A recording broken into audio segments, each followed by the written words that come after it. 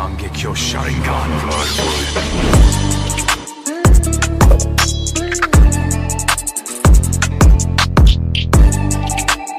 வணக்கம் லிசனர்ஸ். நம்ம ரோக் வம்சம் பாட்காஸ்டோட சீசன் 1 ஃபினாலே நெருங்கிடுச்சு. உங்ககிட்ட இருந்து கொஸ்டின்ஸ், ஃபீட்பேக், சஜஷன்ஸ் ஏதாவது இருந்தா எதிர்பார்க்குறோம். ஓகே. நீங்க வந்து எப்படி எல்லாம் கொஸ்டின் குடுக்கலாம்னு பார்த்தீங்கன்னா, டிஸ்கார்ட்ல வந்தீங்கன்னா, Q&Aக்கு தனியா நாங்க ஒரு கேட்டகரி வச்சிருக்கோம். அங்கே நீங்க குடுக்கலாம். இல்ல நான் வந்து அனானிமஸா குடுக்கணும்னு நெனச்சீங்கன்னா, இனி வரப்போற எபிசோட்ஸ்ல இருக்கிற டிஸ்கிரிப்ஷன்ல வந்து உங்களுக்கு அந்த ஃபார்ம் லிங்க் இருக்கும்.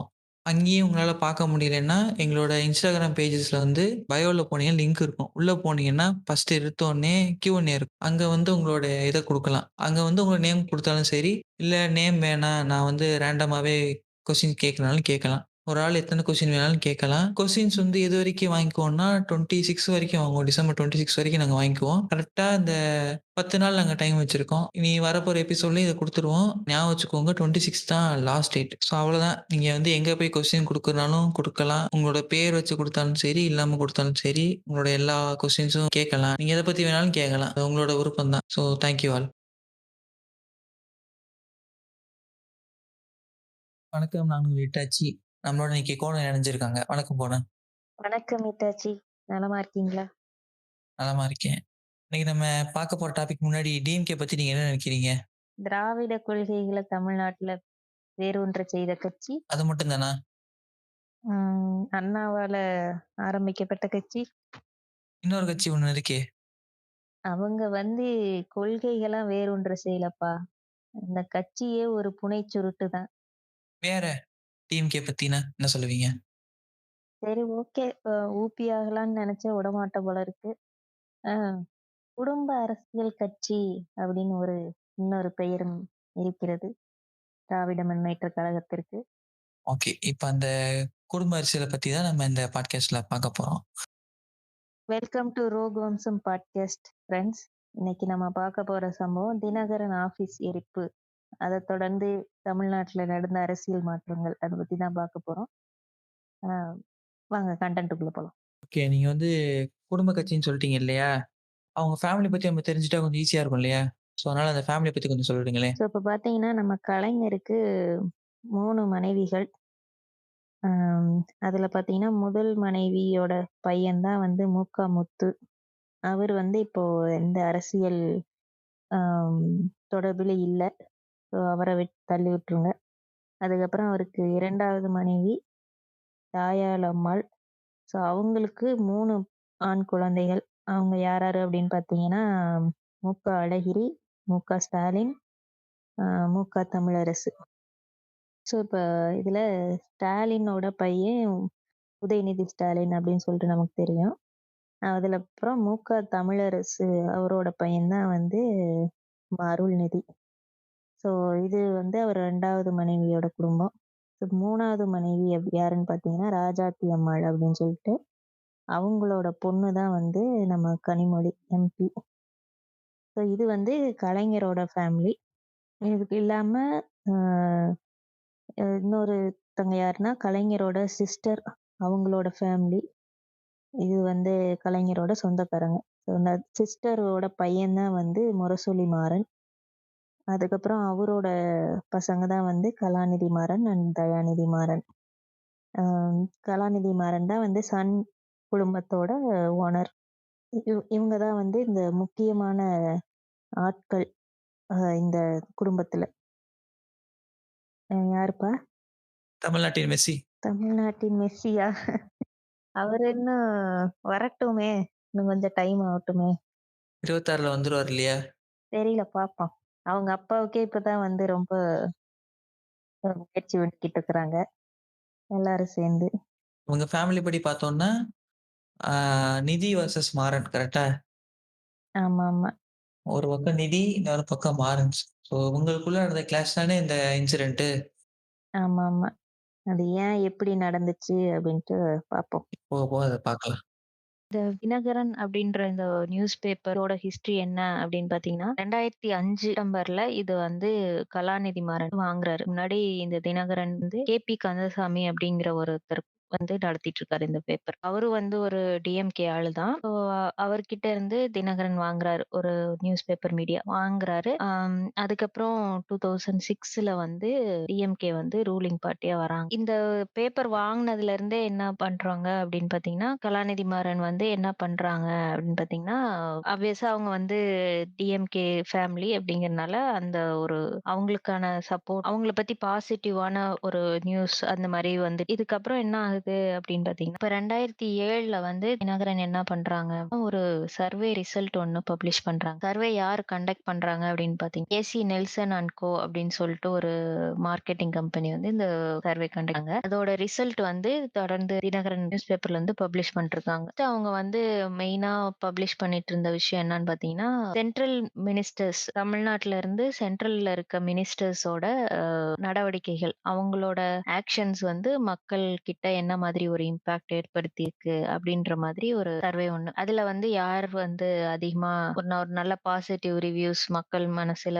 அதிகமா இடம் பிடிச்சிருக்க ஒரு மினிஸ்டர் அப்படின்னு பாத்தீங்கன்னா தயாநிதி மாறன். இப்போ வந்து ஐடி மினிஸ்டரா இருந்தார். தகவல் தொழில்நுட்ப துறை அமைச்சரா இருந்தாரு. ஸோ அந்த டைம்ல வந்து தமிழ்நாட்டுல இருந்து மத்த மினிஸ்டர்ஸ் யாரு அப்படின்னு பாத்தீங்கன்னா, காங்கிரஸ் சைட்ல இருந்து சிதம்பரம், அதுக்கப்புறம் அன்புமணி ராமதாஸ் அவர் வந்து சுகாதாரத்துறை அமைச்சரா இருக்கிறாரு. சிதம்பரம் வந்து நிறைய முக்கியமான போஸ்ட்ல எல்லாம் இருந்தாரு. அவரு நிதி அமைச்சரா கூட அந்த டைம்ல இருந்தாரு. So இவங்க எல்லாரையும் விட தயாநிதி மாறன் தான் அதிகமான ஒரு இம்பாக்ட் வந்து ஏற்படுத்தி இருக்காரு.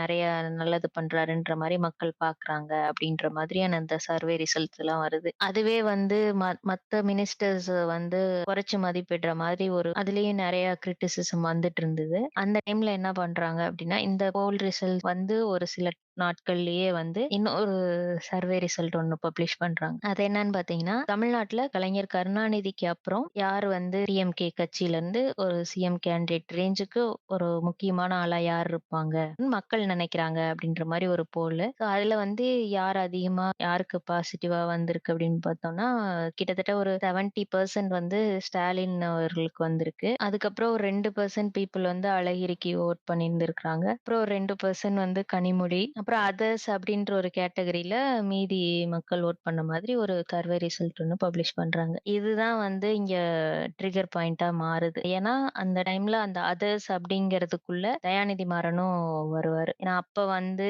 அவரோட நடவடிக்கைகள் அவரோட பத்தின நியூஸ் வந்து சன் டிவில சன் நியூஸ்ல வந்து நிறைய பப்ளிஷ் ஆயிட்டு இருந்துச்சு. பத்தாததுக்கு அவங்க கிட்ட தினகரன் நியூஸ் பேப்பரும் இருந்துச்சு. அவரு சென்ட்ரல்ல மினிஸ்டரா இருந்த டைம்ல கலைஞருக்கு அடுத்து இவர் தான் டிஎம்கேல இருந்து அப்படின்ற மாதிரி பேசக்கூடிய ஒரு சூழ்நிலையில இருந்துச்சு. அந்த மாதிரி ஒரு சில இடங்கள்ல மக்கள் பேசிக்கிறதெல்லாம் இருந்த மாதிரி இருந்துச்சு. ஸோ அது வந்து ஒரு ட்ரிகர் பாயிண்ட் ஆகுது. 2வது கலைஞருக்கு மூத்த பையனா இருக்க அழகிரிக்கு இல்லாத ஒரு மக்கள் சப்போர்ட் வந்து பேரனா இருக்கக்கூடிய தயாநிதி மாறன், அதுவும் தங்கச்சி வீட்ல இருந்து பேரனா இருக்கக்கூடிய தயாநிதி மாறனுக்கு வந்து நிறைய இருக்கு அப்படின்றப்போ அது ஒரு பெரிய ட்ரிகர் பாயிண்டா அமையுது. இதுவரைக்கும் நம்ம நடந்த விஷயம்லாம் பார்த்தாச்சு. இதுக்கப்புறம் ஆக்சுவலா அந்த பில்டிங்ல என்ன நடந்துச்சுன்றத இப்ப நம்ம பார்க்க போறோம். நீங்க சொல்லுங்க ஃபர்ஸ்ட்டு.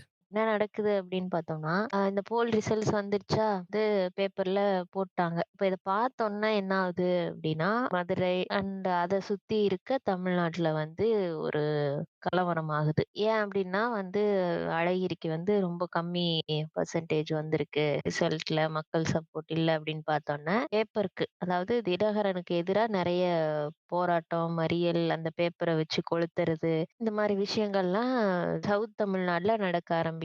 எங்க அப்படின்னு பார்த்தீங்கன்னா, மதுரை, திருநெல்வேலி, விருதுநகர், தூத்துக்குடி இந்த மாரி ஏரியாக்கள்ல நடக்குது. ஸோ இது இவங்க என்ன பண்றாங்க அப்படின்னா, அந்த அந்த ஆஃபீஸ்க்கு போயிட்டு அங்க உள்ள பில்டிங்ஸு, அங்க இருக்க ப்ராப்பர்ட்டீஸு, பப்ளிக் ப்ராப்பர்ட்டீஸ் இதெல்லாம் அடிச்சு உடைக்கிறது, பஸ் அடிக்கிறது, இந்த மாரி விஷயங்கள்லாம் நடக்க ஆரம்பிக்குது. ஸோ இப்போ இது எங்க பெரிய பிரச்சனையாகுது அப்படின்னு பார்த்தீங்கன்னா, நம்ம மதுரை தினகரன் ஆஃபீஸ்ல தான் இது ஒரு ஒரு பெரிய பிரச்சனையா வெடிக்குது. அந்த ஆஃபீஸ்ல எக்ஸாக்ட்டா என்ன நடந்துச்சு? ஏன் வந்து இது ஒரு ஒரு அரசியல் மாற்றத்துக்கே பெரிய இதுவா ஆச்சு அப்படின்னு சொல்லிட்டு இட்டாச்சி எக்ஸ்பிளைன் பண்ணுவாரு. ஆஃபீஸ்க்குள்ள எக்ஸாக்ட்டா என்ன நடந்துச்சு அப்படின்னு. ஓகே. இப்ப ஆஃபீஸ்க்குள்ள பார்க்கணும்னா, முதல்ல என்ன நடந்திருக்குன்னா, அட்டாக் பாண்டியும், அவங்களோட சேர்ந்து கொஞ்சம் ஆட்களும் வந்துகிட்டு இருக்காங்க. வந்து என்ன பண்றாங்கன்னா, கல்ல விட்டு அடிச்சு கண்ணாடி உடைக்கிறாங்க. கண்ணாடி உடைக்க ஸ்டார்ட் பண்ணோனே, அங்க உள்ள வேலை பார்க்குறவங்க எல்லாருமே பெரும்பாலும் வந்துட்டாங்க. இவங்களோட மெயின் மோட்டிவ் என்னன்னு பார்த்தீங்கன்னா, அவங்கள அட்டாக் பண்றது இல்ல. ஆஃபீஸ மட்டும் தான் உடைக்கணுன்றது அவங்களோட மெயின் மோட்டிவா இருந்துச்சு. ஆனா ஆனா அன்பார்ச்சுனேட்டா என்ன ஆயிருச்சுன்னா, உள்ள 2 பேர் வந்து வேல பார்த்துட்டு இருக்காங்க. அவங்க யாருன்னா,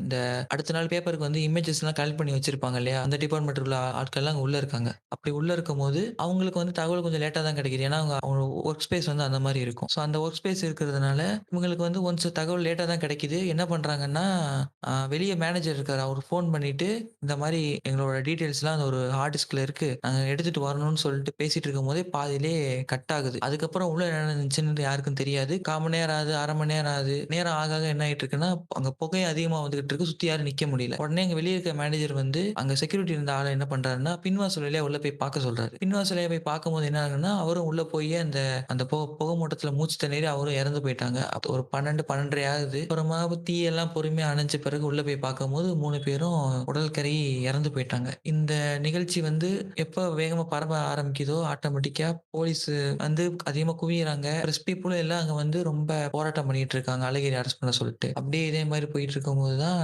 ஆஃபீஸே தீ வச்சுட்டாங்களா?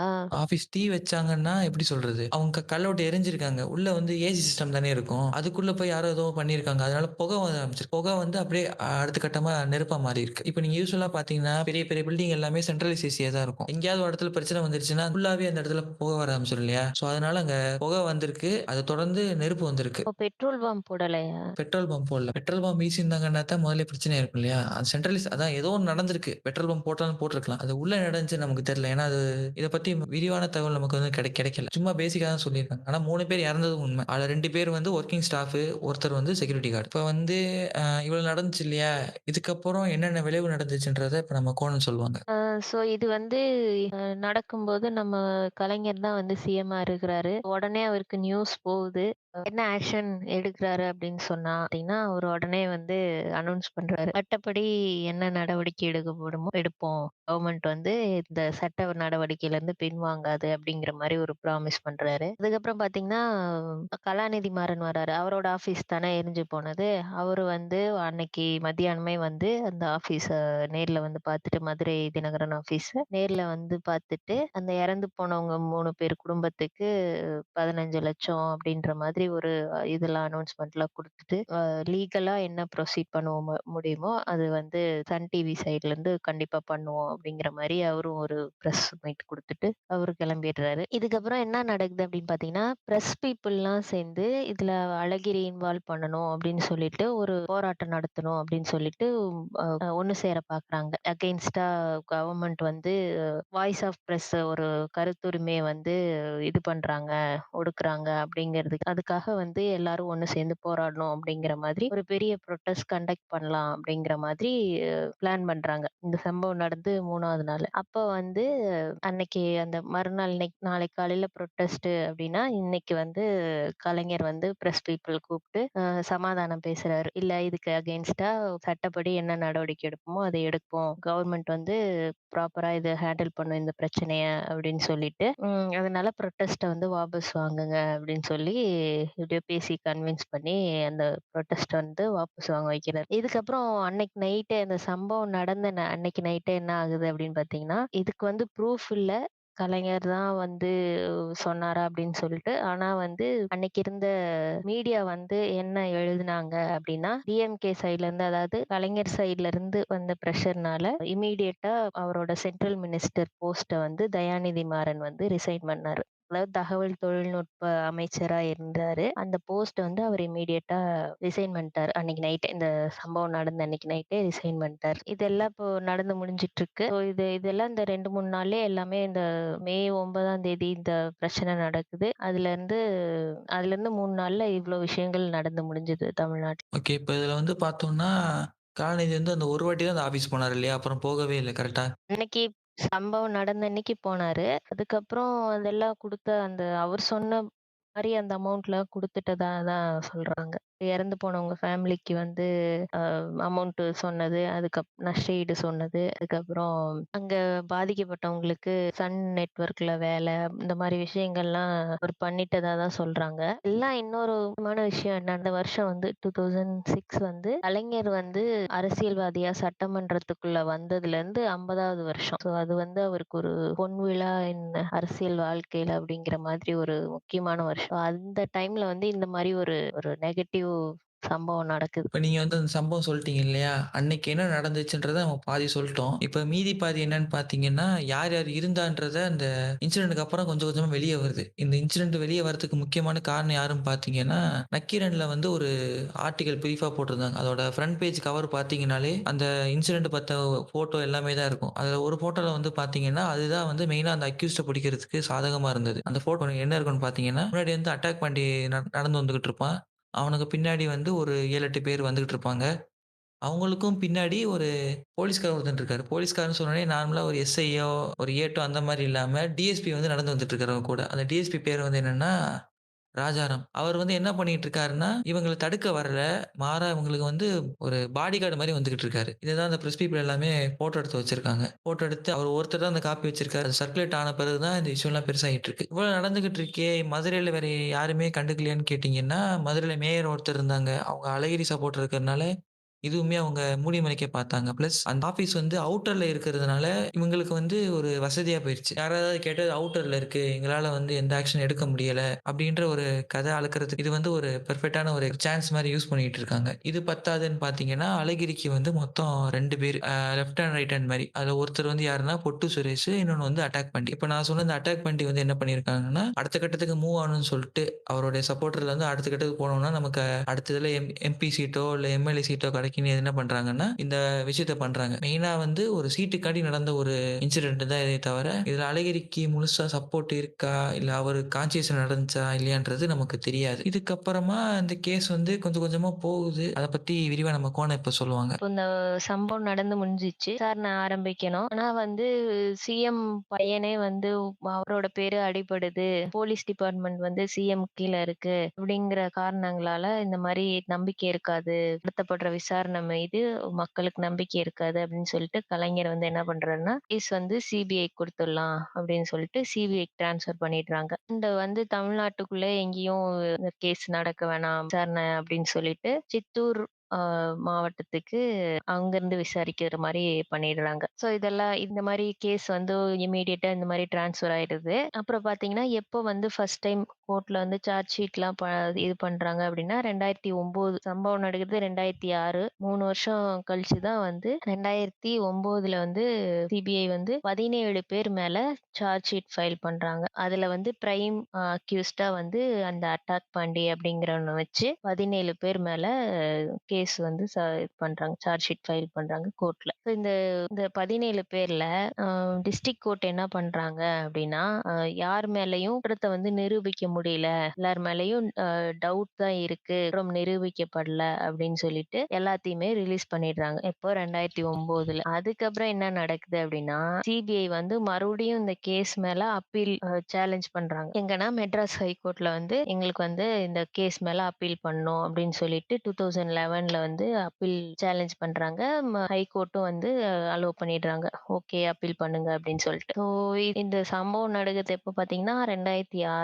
ஆஸ் யூசுவல் நம்ம நீதித்துறை பத்தி தெரியும். கேஸ் வந்து அரசியல்வாதிகள் சம்பந்தப்பட்டது. சாதாரண மக்களுக்கே வருஷ கணக்கா இழுத்தெடுப்பாய்ங்க. இதுல வந்து அரசியல்வாதிங்க வேற இருக்காங்களா? ஸோ என்ன நடக்குது 2009வது 2011வது இது மாரி கேஸ் நடந்துட்டே இருக்கு. கடைசியா 12 வருஷம் கழிச்சு 2019ல வந்து தண்டனை இந்த கேஸ் வந்து முடியுதுன்னா ஒரு 9 பேர் ஆக்சுவலி 10 பேருக்கு வந்து தண்டனை அனௌன்ஸ் பண்றாங்க மெட்ராஸ் ஹைகோர்ட். அதாவது சென்னை உயர்நீதிமன்றத்தோட மதுரை கிளையில வந்து ஃபைனல் சென்டென்ஸ் பாத்தீங்கன்னா 10 பேருக்கு தண்டனை அனுபவிக்கிறாங்க. 17 பேர் மேல குற்றம் சாட்டப்பட்டிருக்கு சிபிஐ சைட்ல இருந்து. அதுல பாத்தீங்கன்னா 10 பேருக்கு வந்து தண்டனை குடுக்குறாங்க. 10 பேர்ல ஒருத்தர் வந்து இந்த 12 வருஷத்துல இறந்தே போயிடுறான் அக்யூஸ்டா இருந்தாலும். மீதி 9 பேருக்கு வந்து தண்டனை குடுக்குறாங்க. அந்த 9 பேர்ல ஒருத்தர் வந்து அந்த டிஎஸ்பி அந்த அட்டாக் பாண்டி வந்து அட்டாக் பண்ணும்போது கை கட்டி வேடிக்கை பார்த்துட்டு இருந்தார் இல்லையா? கை கட்டி வேடிக்கை பார்க்கல. பின்னாடி வந்து பாடி கார்ட் மாரி வந்துகிட்டு இருந்தாரு. அந்த அட்டாக் பண்ணி அந்த கும்பலுக்கு வந்து பாடி கார்டா இருந்த டிஎஸ்பி வந்து ரிட்டையர்ட் ஆயிடுறாப்ல. நான் அவரை கூப்பிட்டு தண்டனை குடுக்குறாங்க. 2 செக்ஷன் கீழ. ஒரு செக்ஷன்ல வந்து 4 வருஷம் ஜெயிலு, இன்னொரு செக்ஷனுக்கு 1 வருஷம் ஜெயிலு. மொத்தம் 5 வருஷம் வந்து அந்த அவர கூப்பிட்டு தண்டனை குடுக்குறாங்க. மீதி அந்த 8 பேருக்கும் பார்த்தீங்கன்னா, ஆயுள் தண்டனை. அட்டாக் பண்ணி வந்து பிரைம் சஸ்பெக்ட் அக்யூஸ் நம்பர் 1 வந்து ஆயுள் தண்டனை. மத்தவங்களுக்கும் ஆயுள் தண்டனை 8 பேருக்கு. கடைசியா வந்து 2019ல இந்த கேஸ் முடியுது ஒரு வழியா. 12 வருஷம் கழிச்சு அந்த இறந்து போன 3 பேருக்கான நீதி வந்து இவங்களுக்கு ஆயுள் தண்டனை குடுத்ததுனால, ஒரு வழியா அவங்களுக்கு அந்த ஜஸ்டிஸ் கிடைக்குது. கவர்மெண்ட் கிட்ட வந்து 5 லேக்ஸ் வந்து அவங்களுக்கு குடுக்கணும். அந்த இறந்து போனவங்க ஃபேமிலிக்கு கவர்மெண்ட் வந்து 5 லேக்ஸ் ஈச் அப்படின்னு சொல்லி அது ஒரு அந்த தீர்ப்புல வந்த இன்னொரு விஷயம். ஸோ ஒரு வழியா இந்த சம்பவம் இதுதான். ஒரு நாள் வந்து ஒரு நியூஸ் பேப்பர்ல ஒரு சின்ன சர்வே போட்டானுங்க. அதுக்கு உடனே வந்து அது எப்புட்றா போடலாம் அப்படி இப்படின்னு அடிக்க வந்து அந்த இடத்துல ஒரு ஆக்சிடென்ட்ல ஒரு 3 பேரு வந்து இறந்து போனனால அந்த சம்பவம் பெருசாயிடுச்சுன்னு வச்சுக்கலாமே. வெறும் ப்ராப்பர்ட்டி டேமேஜோட இருந்திருந்தா இவ்வளவு பெருசா இருந்திருக்காது. அப்படியே அதுவும் அப்படியே இது பண்ணியிருப்பாங்க. உயிர் போனனால 12 வருஷம் கழிச்சு ஒரு வழியா அந்த ஜஸ்டிஸ் குடுக்குறாங்க. அந்த ஒரு நாள் ஒரு சின்ன சர்வே பேப்பர்ல வந்து ஒரு சின்ன நியூஸ் வந்து ஒரு 12 வருஷத்துக்கான ஹிஸ்டரிய வந்து இங்க கிரியேட் பண்ணிடுச்சு. ஸோ சம்பவம் அது தொடர்ந்து நடந்த விஷயங்கள் இதோட முடிஞ்சிருச்சு. ஆனா, இதுக்கப்புறம் வந்து தமிழ்நாட்டு அரசியல்ல டிஎம்கே அரசியல்ல என்னென்ன சேஞ்ச் வந்தது அப்படின்னு சொல்லி இப்போ நம்ம பார்க்கலாம். ஸோ ஒரு நிமிஷம். அது பார்க்கறதுக்கு முன்னாடி அட்டாக் வண்டிக்கு தண்டனை குடுத்தாங்கன்னு சொன்னீங்க இல்லையா? ஆமா. அது வந்து அது ஒரு கேஸு. அப்பயே இன்னொரு கேஸ் ஒண்ணு நடந்துகிட்டு இருந்துச்சு. என்னன்னு பார்த்தீங்கன்னா, நான் ஆல்ரெடி சொல்லியிருப்பேன் இல்லையா? அழகிரிக்கு வந்து லெஃப்ட் ஹேண்ட், ரைட் ஹேண்டா 2 பேர் இருந்தாங்கன்னு. இவங்க 2 பேரும். ஆமா. அட்டாக் பாண்டியும், பொட்டு சுரேஷும். என்ன நடந்திருக்குன்னா, இந்த நடந்து கொஞ்ச நாள் கழிப்போ வந்து அந்த 2011க்கு அப்புறம் வந்து இவங்க கொஞ்ச நாள் வெளிய சுத்திக்கிட்டு இருந்தாங்க இல்லையா? அவங்க மேல சார்ஜ் ஷீட் பெருசா எதுவும் போடல. கேஸ் இழுத்தடிச்சுட்டு இருக்கறதுனால சுத்திட்டு இருந்தாங்க. அப்ப ம். என்ன ஆச்சுன்னா, அட்டாக் பாண்டி வந்து பொட்டு சுரேஷ வந்து போட்டு தள்ளிட்டாங்க. ஓ! அது நடந்துச்சு. அது நடந்த பிறகு அது ஒரு பெரிய கேஸ் ஆயி, அப்புறம் வந்து மறுபடியும் இந்த கேஸ் நடந்துட்டு இருக்கும்போது, அட்டாக் பாண்டி வந்து கொஞ்சம் சீக்கிரமே மறுபடியும் போலீஸ் புடிச்சாங்க. இந்த ஒரு காரணத்துக்காண்டி. காரணம் என்னன்னா, அழகிரிக்கு வந்து யார் அடுத்த ஆளு மதுரையில. இந்த சம்பவம் நடக்கும்போது வந்து அவர் மினிஸ்டரா இருக்காரு. மினிஸ்டரா இருக்கும்போது, இவர் அடிக்கடி தொகுதி விட்டு வெளிய போயிருவாரு இல்லையா? இவருக்கு அடுத்து ம். யார் தொகுதியில இருக்குன்ற ஒரு கோல்டு வார்ல வந்து அட்டாக் பாண்டி வந்து பொட்டு சுரேஷ போட்டு தள்ளிட்டான். அதனால தான் கேஸ்ல வந்து பார்த்தீங்கன்னா, அட்டாக் பாண்டிக்கு தனியா செக்ஷன் ஒதுக்கியிருப்பாங்க. அதுக்கு ஓ! காரணம் வந்து இது ஒரு முக்கியமான காரணம். ஓ! சும்மா வந்து ஒரு போஸ்ட்டுக்காக போஸ்ட்ன்னு சொல்ல முடியாது. மாவட்ட செயலர் பதவின்னு கூட வச்சுக்கலாமே. ஏன்னா, இப்ப நீங்க வந்து பார்த்தீங்கன்னா, பொதுவாவே எந்த கட்சியா இருந்தாலும் சரி, எம்.எல்.ஏக்கு பவர் இருக்காது. அந்த ஊர் மாவட்ட செயலருக்கு மட்டும் தான் அந்த ஊர்ல பவர் இருக்கும். ஒரு போஸ்ட்டுக்காண்டி வந்து முத்தையா படம் வர மாரி அண்ணன்டா வேட்டி மடிச்சு கட்டினா மதுரக்காரன்டா நானும் மதுரக்காரன்டான்னு போயி, சும்மா இல்லாம அடிச்சு உடைச்சு கேஸ் ஆகி கடைசியில இப்ப ஆயுள் தண்டனை வாங்கிட்டு ஜெயில்ல உட்காந்துருக்கான். ஒரு ஸ்மால் இன்ஃபர்மேஷன். அது சம்பவம் நடந்ததும் மதுரை தான். அதுதான் சொல்றேன். இந்த வந்து வேட்டி மடிச்சு கட்டிட்டு வ எனக்கு அப்படியே வந்து இந்த முத்தையா பட ஹீரோ ஃபேஸ் தான் எனக்கு தெரியல. அப்ப அட்டாக் பண்ணி ஃபோட்டோ கூட செக் பண்ணல. ஆனா ஃபேஸ் வந்து எனக்கு அப்படியே இந்த முத்தையா பட ஹீரோஸ் மாரி தான் அப்படியே ஹீரோஸ் மாரி இருக்காது. இமேஜின் பண்ணிது. எப்படி சொல்றது? இந்த பேக்ல நிப்பாய்ங்க தெரியுமா? பின்னாடி வந்து அடி வாங்குறதுக்குன்னே இருப்பாய்ங்க தெரியுமா? இங்க நேரா வருவானுங்க. இவன் ஏய்ன்னு கத்துவான். இப்போ வந்துட்டு வில்லன் வந்து பின்னாடி பார்த்துட்டு, "நீ போடான்னு" சொல்லுவான். அப்போ கரெக்ட்டா ஒருத்தன் கிளம்பி வருவான் பார்த்தீங்களா? அந்த மாரி ஃபேஸ் இருக்கும் அட்டாக் பாண்டி. சட்ட பேர பாரு அட்டாக் பாண்டி. பாண்டி, மொட்டு சுரேஷு. பொட்டு வச்சுக்கிட்டா பொட்டு சுரேஷு. கை நீட்டி அடிச்சா திருப்பி அடிச்சா என்னடா பண்ணுவ? ஒண்ணும் பண்ண மாட்டானுங்க. இப்ப ஜெயில்ல உட்காந்து. சரி இப்ப இந்த பாத்தீங்கன்னா, இந்த சம்பவம் நடக்குது. கேஸ் ஆவுது. அந்த குற்றவாளிகளுக்கு வந்து 12 வருஷம் கழிச்சு தண்டனையும் கிடைச்சிருக்கு. இதோட இது முடிஞ்சிருச்சா அப்படின்னு பாத்தீங்கன்னா கிடையாது. இதனால வந்து தமிழ்நாட்டுல நடந்த அரசியல் மாற்றங்கள் வந்து ரொம்ப பெருசா இருக்கு. இன்னைக்கு வந்து சர்வே தயாநிதி மாறன் மேல மக்கள் மனசு வந்து கொஞ்சம் நிறைய அவரை நோட்டீஸ் பண்ணப்படுறதா ஒரு இம்ப்ரெஷன் வந்து இருந்துச்சு. எனக்கே ஞாபகம் இருக்கு. எங்க வீட்ல சும்மா பேசிட்டு இருக்கிற மாதிரி. ஏன்னா, அப்போ வந்து அந்த நியூஸ்லலாம் பார்த்தீங்கன்னா, அடிக்கடி வருவாரு. கலைஞருக்கு அப்போ கொஞ்சம் ஏஜ் ஆயிடுச்சு அப்படின்றப்போ, இவருக்கு அடுத்து யார் சிஎம்மா இருந்தா நான் பேச்சு வரும்போது, எல்லாரும் தயாநிதி மாறன் வந்து எங்க வீட்லலாம் பேசி பார்த்துருக்கேன். எனக்கு ஒரு ஞாபகம் இருக்கு. இப்ப இது வந்து ஒரு சின்ன பயத்த வந்து குடுக்குது கலைஞர் ஃபேமிலிக்குள்ள. அப்படிதான் என் அன்னைக்கு எழுதியிருக்கிறாங்க. அதுக்கேத்த மாதிரி வந்து அந்த சம்பவம் நடந்த உடனே தயாநிதி மாறன் வந்து ரிசைன் பண்றாரு. கலைஞர் ஃபேமிலிக்கும், தயாநிதி மாறன் ஃபேமிலிக்கும் ஒரு பேச்சுவார்த்தை இல்லாம போகுது. கிட்டத்தட்ட ஒரு 1 வருஷத்துக்கு. சம்பவம் நடக்கிறது 2007, 2008 வரைக்கும் அவங்க பேசிக்காம இருக்கிறாங்க. அப்புறம் பார்த்தீங்கன்னா, டிஎம்கே பத்தி அப்போ சன் நியூஸ்லலாம் வந்து பார்த்தீங்கன்னா, நெகட்டிவா தான் நியூஸ் எல்லாம் வந்துட்டு இருந்துச்சா? இல்லையா ஆமா, ஆமா. நெகட்டிவ் தான் வந்துச்சு. இப்ப வந்து நம்ம அதுல பார்த்தோம் இல்லையா? அந்த நியூஸ்ல நெகட்டிவா தான் வந்துட்டு இருந்துச்சு. அது மட்டும் இல்லாம, இவங்களுக்கு வந்து என்ன சொல்றது? யார வந்து கட்சிக்குள்ளேயே வைக்க வேணாம். அதனால வந்து ஒரு குடும்ப கட்சின்ற பிராண்ட் வந்து ரொம்ப அழுத்தமா பதிஞ்சிரும் கலைஞர் பயந்தாரோ, கடைசியில வேற வழி இல்லாம உள்ள கொண்டாந்து சேர்த்தாங்க. அப்படி சேர்க்கும்போது தான் கனிமொழி வந்து ஸ்டார்ட்டிங்ல இருந்தாங்கன்னு நெனைக்கிறேன். அதுக்கப்புறமா தான் அவங்களுக்கு கட்சிக்குள்ள வந்து சின்ன சின்ன பதவியெல்லாம் கிடைக்க ஆரம்பிச்சுச்சு.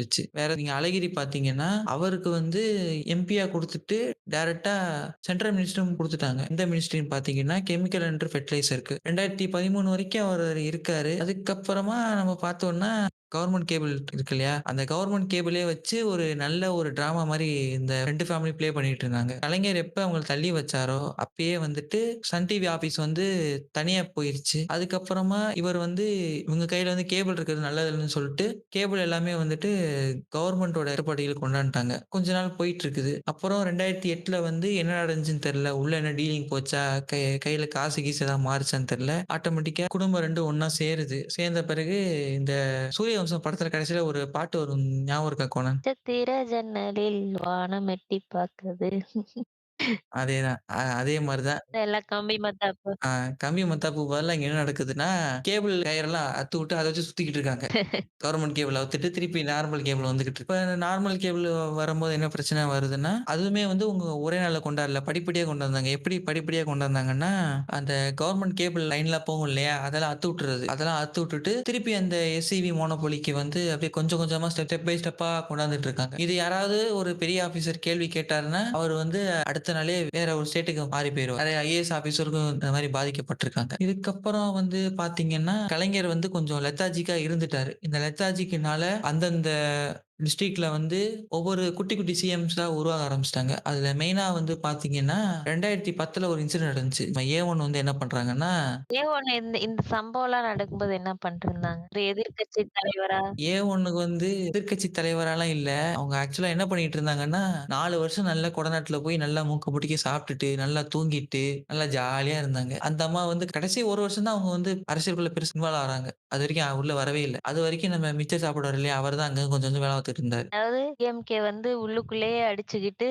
ஒரு வழி ஆகட்டும். நம்ம அப்புறமா கடைசியில சினிமால கிளைமேக்ஸ்ல வர போலீஸ் மாரி, கடைசியில போயிட்டு அத வச்சு டீல் பண்ணிக்கலாம் ஆ அப்டின்ட்டு, அந்த மாரி தான். தியா கொடநாட்டுல ரெஸ்ட் எடுத்துருக்காங்க. அப்படி ரெஸ்ட் எடுத்துட்டு வரும்போது தான், சரி மதுரையில ஒரு கூட்டம் போடலான்னு சொல்லிட்டு வராங்க. அப்படி வரும்போது என்ன நடக்குதுன்னா, நம்ம இப்ப இருக்கிற மினிஸ்டர் நேருவோட தம்பி வந்து பேரு மறந்துட்டேன். கரெக்ட்டா ஞாபகம் இல்ல. அந்த தம்பி வந்து என்ன பண்றாருன்னா, ஜெயலலிதா உள்ள வந்துச்சுன்னா, நாங்க உள்ளயே விடமாட்டோம்னு சொல்லிட்டு பெரிய பிரச்சனை பண்ணிட்டு இருக்காங்க. அப்போ வந்து ஜெயலலிதா ஒரு ஸ்டேட்மெண்ட் விட்டாங்க. அந்த ஸ்டேட்மெண்ட் வந்து மக்கள் மத்தியில ஒரு பெரிய இம்பாக்ட் உருவாக்கிச்சு. என்னன்னு பார்த்தீங்கன்னா, தமிழ்நாட்டுக்கே வந்து கருணாநிதி சிஎம்மா இருக்கலாம். ஆனா மதுரையில வந்து நேருவோட தம்பி தான் சிஎம் சொல்லிட்டு ஒரு குண்ட தூக்கி போட்டு போயிருச்சு. அந்த குண்டுனால என்ன நினைச்சுட்டாங்கன்னா, மக்களுக்குள்ள சின்ன சின்ன கோவம் இருக்கும் இல்லையா? அது மொத்தமா வெளிய வர ஆரம்பிச்சுருச்சு. அதுக்கப்புறமா அவர் வந்து கடத்தப்பட்டு இறந்து போயிட்டாரு. அது ஒரு வேற விஷயம். நம்ம அதுக்குள்ளலாம் போக வேணாம். அதுக்கப்புறமா 2011ல என்ன பண்றாங்கன்னா, நம்ம ஏ1 வந்து இந்த வடிவேல் படத்துல ஒரு காமெடி ஒண்ணு வரும் தெரியுமா? இந்த ஒரு ஷேர் ஆட்டோல வந்துட்டு எல்லாரையும் மொத்தமா ஏத்து ஏத்து ஏத்துன்னு சொல்லிட்டு. அந்த மாரி அவர் வந்து எல்லா கட்சியும் ஏத்திக்கிட்டு இருக்காங்க. என்னென்ன கட்சி கிடைக்குதோ. உதாரணத்துக்கு பார்த்தீங்கன்னா, இப்போ வரைக்கும் கட்சிக்கு எந்த சின்னம்னே தெரியாம இருக்கிற நம்ம சரத்குமார் அவங்களுக்கு 2 சீட்டு. அடுத்து வந்து இவரு நம்ம கருணாநிதிக்கு வந்து 1 சீட்டு. அடுத்து நம்ம ஜான் பாண்டியனுக்கு 1 சீட்டு. இந்த மாரி சின்ன சின்ன கட்சி எங்க யார் யார் கிடைக்கிறாங்களோ எல்லாரையும் ஏத்தி ஏத்தி ஏத்தியாச்சு. இப்போ இப்படிதான் வந்து சொல்லுங்க. ஜெயலலிதா அவங்களுக்கு வந்து அவ்ளோ தாராள மனப்பான்மை இல்ல. பாத்தீங்கன்னா, கமல் மாதிரி. மக்கள் நீதி மய்யம் பாத்தீங்கன்னா, அவருக்கு கிட்டத்தட்ட 30 சீட்டோ என்னமோ குடுத்தாங்களா? மருத்துவ மக்கள் கட்சிக்கு. ஆமா அவரு குடுத்தாரு. ஆனா அவர் வந்து அத விட பெரிய மனுஷரா என்ன பண்ணாருன்னா, என் கட்சியில அவ்வளோ ஆள் இல்லன்னு சொல்லிட்டு நெறைய சீட்டு திருப்பி குடுத்துட்டாரு. நான் பாத்தீங்கன்னா, ஏ1க்கு வந்து அவ்வளோ பெரிய மனசு இல்ல. அவங்க வந்து ஆமா. அதுலயும் வந்து லிமிட்டடா தான் வந்து அளவா தான் குடுப்பேன். இதெல்லாம் எனக்கு அப்படின்னு ஒரு சுயநலமா இருந்திருக்காங்க. பாத்தீங்களா மக்கள் நீதி மய்யம் வந்து எவ்வளோ பொது நலமா இருக்காங்க அப்படின்னு. நீங்க பொதுநலம்னு சொல்லிட்டு இருக்கீங்க. ஆனா, அந்த அம்மா வந்து அதிலேயே வந்து ஒரு சின்ன இக்க வச்சு தான் குடுத்துச்சு. என்ன இக்குன்னு பார்த்தீங்கன்னா, எல்லாரையுமே வந்து ரெட்டை இலையில தான் போட்டி போட வச்சுச்சு. முதலாவது ரெட்டை இலைன்னு ஒண்ணு குடுத்தாங்க. அப்பவாவது ஓட்டு விழுமான்னு. போட்டு ஜெயிச்சுட்டாங்க இல்லையா? அதான் ரெட்டை இலை இருந்தனால தான் ஜெயிச்சாங்க. இல்லைன்னா சரத்குமார்லாம் யாருன்னு கேட்பாங்க மக்கள். இப்பயே அப்படிதான் கேட்கறாங்க. இப்பலாம் நீங்க இல்ல, இல்ல. இப்ப அவர் எப்படி கூப்பிடுறாங்கன்னா, ரம்யா அம்பாசிடரா தான் இப்ப பார்த்துக்கிட்டு இருக்காங்க எல்லாருமே. அவர் கட்சி தலைவரா பார்க்கல. அவர் நடிகராவும் பார்க்கல. எல்லாரும் அவர் வந்து ஒரு ரம்மி விளையாடுற ஒரு அம்பாசிடரா தான் பார்த்துட்டு இருக்காரு. எவ்வளோ விளம்பரம் குடுத்துட்டு இருக்காரு. ஏவன் இருந்திருந்தா நான் 2 சீட்டுக்குனாலும் பல்கா வாங்கியிருப்பாங்க. இப்ப மக்கள் நீதி மய்யம் போய் 30 சீட்டு வாங்கி ஒரு பிரயோஜனம் இல்லாம போயிடுச்சு. அப்புறம் ரம்மி விளையாடாம என்ன ஃபிரெண்ட்ஸ் பண்றது? ரம்மி விளையாடல, அட்வர்டைஸ் பண்றாரு. விளையாண்டாலாம் காசு பார்க்க முடியாது. அட்வர்டைஸ் பண்ணுவேன் அவன். இதுக்கப்புறம் வந்து என்ன நடக்குதுன்னா, 2011 எலக்ஷன்ல ஒரு மிகப்பெரிய தாக்கத்துக்குள்ள ஒன் ஆஃப் த ரீசன்றது இந்த தினகரன் ஆஃபீஸா இருக்கட்டும், அப்புறம் அந்த 2G ஸ்பெக்ட்ரம் வழக்கா இருக்கட்டும், இன்னும் நெறைய விஷயங்கள் இருக்கு இல்லையா? நான் இந்த பிரச்சனைக்கு எல்லாத்துக்கும் நடுவுல, இப்பதான் வந்து இந்த குடும்ப அரசியல், மினாரிட்டி திமுக அப்படிங்கிற ஒரு டெர்ம்லாம் வந்து இந்த இந்த 2011 எலக்ஷன்ல தான் வந்து ஜெயலலிதா வந்து அதிகமா யூஸ் பண்ண குடும்ப அரசியல் அப்படின்ற விஷயம். இதுவரை ஸ்டாலின் இருந்தாலும், அவர் வந்து ஸ்டார்ட்டிங்ல இருந்தே இருந்தாரு. அவரோட சின்ன வயசுல இருந்தே கட்சிக்குள்ள இருந்தது. மிசா, எமர்ஜென்சி இந்த மாரி பிரச்சனைகள்லாம் வந்து இது பண்ணது, ஜெயிலுக்கு போனதுன்ற மாரி மக்கள் பார்வைக்கு அவரு ஏதோ ஒண்ணு பண்ணிக்கிட்டே இருந்தாரு. அதனால வந்து ஓரளவுக்கு அக்செப்டடான ஒரு இதுல இருந்தாரு. இன்னைக்குமே அவர வந்து சிஎம்மா ஏத்துக்கிறாங்கன்னா, அவரு ஸ்டார்ட்டிங்ல இருந்து இருந்தாரு. கலைஞர் வந்து அவரு ஸ்டார்ட்டிங்ல இருந்தே வளர்த்தெடுத்தாரு அப்படிங்கிற மாதிரி தான். இந்த ஆனா அதுல பாதி இது கூட வரலையே! அத பத்தி என்ன நெனைக்கிறீங்க? அவருடைய பாதி எசன்ஸ் கூட வரலையே ஸ்டாலின் கிட்ட. அத பத்தி என்ன நெனைக்கிறீங்க? அது வரலன்னா, பிரச்சனைக்கு அப்புறம் பார்த்தீங்கன்னா, அவ்ளோ ஒரு என்ன சொல்றது? டிஎம்கே ஸ்டார்ட்டிங்ல இருந்து இருக்க கலைஞராலேயே இந்த பிரச்சனையெல்லாம் பெருசா கண்ட்ரோல் பண்ண முடியாம போயிடுச்சு. ம். அதுவுமே ஒரு ஸ்டார்ட் பண்ணும்போது, அவங்க ஒரு விஷனோட ஸ்டார்ட் பண்றாங்க. அப்ப வந்து ஒரு ஃபியர்ஸா இருக்கிறாங்க. ஈகே எடுத்துக்கிட்டீங்கன்னு வச்சுக்கங்களேன். பெரியார் வந்து ஆ. இந்த அளவுக்கு ஒரு ராவா, அவ்ளோ ஒரு ஃபியர்ஸா அந்த வொர்க் எஃபோர்ட் அந்த ஃபோர்ஸ் வந்து இப்போ ஆசிரியர்கிட்ட இருக்குதான்னா, இல்ல தான். டம்மியா கிடக்குது. இது வந்து இயக்கமா இருக்கனால டம்மியா கிடக்குது. ஆனா இப்போ கட்சியா இருக்கனால இது வந்து ஓட் பாலிடிக்ஸ்க்குள்ள வரதுனால, திரும்ப திரும்ப இயங்கிட்டே இருக்க வேண்டியதா இருக்கு. ஓட்டு வாங்கிட்டே இருக்க வேண்டியதா இருக்கு. அதனால இவங்க பண்றது தெரியுது நமக்கு. அவங்க வந்து ஒரு இயக்கமா இருக்கனால அது தெரியல. அவ்வளவுதான். ஆனா 2மே வந்து மெயினா அந்த ஸ்டார்ட் பண்ணவங்களோட விஷன், அவங்களோட எய்ம், அப்ப இருந்த ஒரு ஃபோர்ஸ் வந்து அதுக்கடுத்து அடுத்தடுத்த ஜெனரேஷன்ல குறைஞ்சுட்டே தான் போகுது இல்லையா? ஆமா.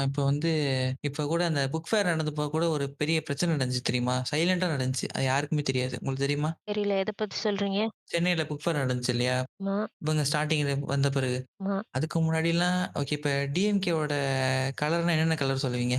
Red and black. Black okay. இப்ப அந்த பிளாக்கால தான் அங்க ஒரு சின்ன பிரச்சனை நடந்துச்சு.